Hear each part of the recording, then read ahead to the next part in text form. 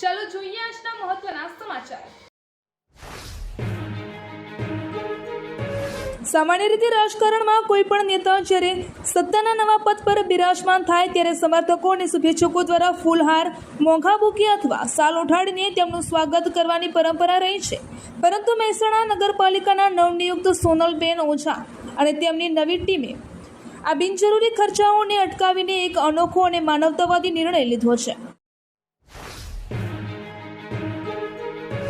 મહેસાણા જિલ્લા કોંગ્રેસ સમિતિ દ્વારા પક્ષ સંગઠનને મજબૂત કરવા અને આંતરિક જૂથબંધી ડામવા માટે અત્યાર સુધીના સૌથી આકરા શિસ્તભંગના પગલાં લેવામાં આવ્યા છે। પક્ષના સત્તાવાર ઉમેદવારો સામે કામ કરનારા અને સંગઠનને નુકસાન પહોંચાડનારા મહેસાણા શહેર સહિત વિવિધ તાલુકાના કુલ 33 જેટલા હોદ્દેદારો અને સક્રિય કાર્યકરોને તાત્કાલિક અસરથી આગામી 6 વર્ષ માટે પક્ષના પ્રાથમિક સભ્યપદેથી સસ્પેન્ડ કરી દેવામાં આવ્યા છે। વિસનગર શહેરના ITI 4 રસ્તાથી ગુરુકુળ થઈ કાંસા તરફ જતો મુખ્ય માર્ગ છેલ્લા 1.5 વર્ષથી બિસ્માર હાલતમાં છે।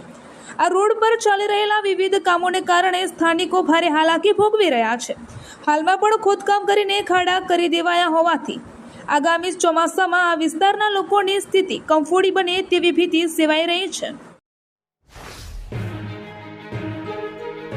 ઓમકાર સેવા મિશન ચેરિટેબલ ટ્રસ્ટ દ્વારા કડી શહેર અને તાલુકામાં વિદ્યાર્થીઓ માટે રાહત દરે ચોપડા વિતરણનું આયોજન કરવામાં આવ્યું છે। આ વર્ષે અંદાજિત 50,000 ચોપડાનું વિતરણ કરવામાં આવશે, જેમાં ટ્રસ્ટે 61% રકમ ભોગવશે। ઓમકાર સેવા મિશનના મંત્રી બળદેવગીરી ગોસ્વામીએ જણાવ્યું હતું કે ધોરણ 5 થી 12માં અભ્યાસ કરતા વિદ્યાર્થીઓને આ શૈક્ષણિક કીટનો લાભ મળશે। બજારમાં 260માં મળતા 10 ચોપડા વિદ્યાર્થીઓને માત્ર 100માં આપવામાં આવશે। વિદ્યાર્થીઓએ કુલ કિંમતના 39% રકમ ચૂકવવાની રહેશે, જ્યારે બાકીના 61% ખર્ચ ટ્રસ્ટ ઉઠાવશે। બનાસકાંઠા જિલ્લામાં કમોસમી વરસાદની આગાહીને પગલે કલેક્ટર કચેરીની ડિઝાસ્ટર શાખા દ્વારા સાવચેતીના પગલાં લેવા સૂચના આપવામાં આવી છે। હવામાન વિભાગ અમદાવાદ દ્વારા 30 મે 2026 થી 31 મે 2026 સુધી જિલ્લામાં કમોસમી વરસાદ પડવાની સંભાવના વ્યક્ત કરવામાં આવી છે। પાલનપુરની 8 વર્ષીય નિક્ષા બારોટે mount Everest base camp trek સફળતાપૂર્વક પૂર્ણ કર્યો છે। તેણે -ડિગ્રી ઠંડી અને પથરીલા રસ્તાઓ વચ્ચે 17,598 ફૂટની ઊંચાઈએ રાષ્ટ્રગાન ગાયું હતું। આ અભિયાનમાં નિક્ષાએ અનુભવી એવરેસ્ટર નિશાના માર્ગદર્શન હેઠળ ભાગ લીધો હતો। તેણે 7 દિવસમાં આ ટ્રેક પૂર્ણ કર્યો છે, જે 16 મેના રોજ કાઠમંડુથી લુકલા પહોંચ્યા બાદ શરૂ થયો હતો। ભાભર વહીવટીતંત્ર દ્વારા હીટવેવ જેવી પરિસ્થિતિને પહોંચી વળવા માટે મોક ડ્રીલનું આયોજન કરવામાં આવ્યું હતું। આ મોક ડ્રીલનો મુખ્ય હેતુ કટોકટીના સમયે આરોગ્ય વિભાગ અને વહીવટીતંત્ર વચ્ચે સંકલન સાધી ઝડપી પ્રતિભાવ આપવાનો હતો।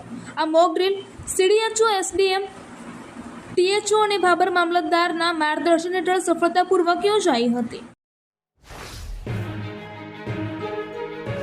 બનાસકાંઠા જિલ્લામાં હવામાન વિભાગે 30 મે, 31 મે અને 1 જૂન દરમિયાન ગાજવીજ સાથે હળવાથી મધ્યમ વરસાદની આગાહી કરી છે। આગાહીના પગલે જિલ્લાના વિવિધ વિસ્તારોમાં હવામાનમાં અચાનક પલટો જોવા મળ્યો છે। ખાસ કરીને ડીસા તાલુકાના ગ્રામ્ય વિસ્તારોમાં આજે વહેલી સવારથી જ આકાશમાં છૂટાછવાયા વાદળો ઘેરાયા છે અને ભારે પવન ફૂંકાઈ રહ્યો છે, જેના કારણે વાતાવરણમાં ઠંડક પ્રસરી છે। આજે દિયોદર તાલુકા પંચાયતના પ્રમુખ અને ઉપપ્રમુખની પસંદગી માટે ત્રીજી વખત ચૂંટણી યોજાઈ હતી। 22 બેઠકોમાંથી કોંગ્રેસ પાસે 12 બેઠકો છે, જ્યારે ભાજપ પાસે 10 બેઠકો છે। કોંગ્રેસ પાસે સ્પષ્ટ બહુમતી હોવા છતાં ભાજપ દિયોદર તાલુકા પંચાયતનો કબજો મેળવવાનો પ્રયાસ કરી રહી છે, તેવો કોંગ્રેસનો આક્ષેપ હતો। જોકે કોંગ્રેસના સભ્યોની બહુમતી હોવાથી આજે ત્રીજી વખતની ચૂંટણીમાં આખરે કોંગ્રેસની જીત થઈ છે। રાજ્યના શહેરી વિકાસ અને શહેરી ગૃહ નિર્માણ વિભાગે અમદાવાદ, રાજકોટ અને સુરતની અનેક ટાઉન પ્લાનિંગ સ્કીમોને મંજૂરી આપવાનો મહત્વનો નિર્ણય કર્યો છે। વિભાગ દ્વારા જાહેર કરાયેલી નોટિફિકેશન મુજબ અમદાવાદના પાલડી એક્સટેન્શન અને આંબાવાડી વિસ્તારની ટીપી સ્કીમોને અંતિમ મંજૂરી આપવામાં આવી છે, જ્યારે અમદાવાદની વિરોચનનગર, ખોરજ વિસ્તારને લગતી ટીપી સ્કીમોને નામંજૂર કરવામાં આવી છે।